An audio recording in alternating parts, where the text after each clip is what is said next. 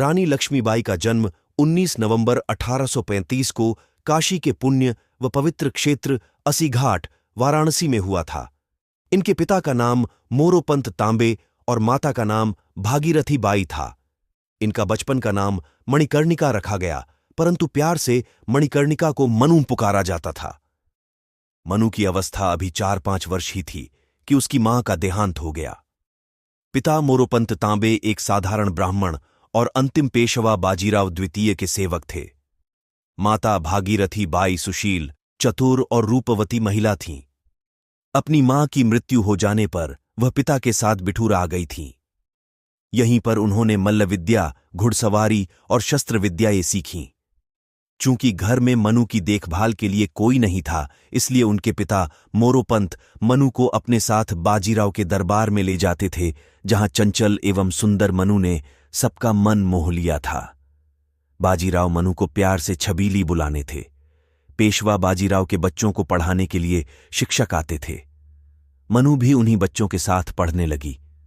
7 साल की उम्र में ही लक्ष्मीबाई ने घुड़सवारी सीखी, साथ ही तलवार चलाने में, धनुर्विद्या में निष्णात हुई। बालकों से भी अधिक सामर्थ्य दिखाया।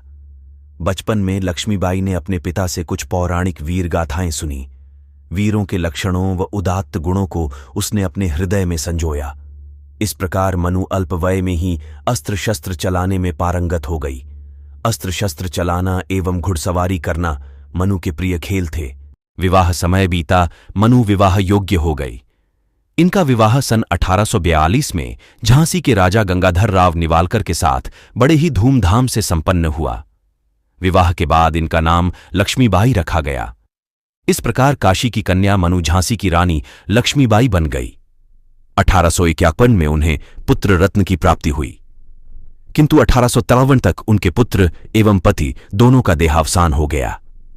रानी ने अब एक दत्तक पुत्र लेकर राजकाज देखने का निश्चय किया, किंतु कंपनी शासन उनका राज्य छीन लेना चाहता था।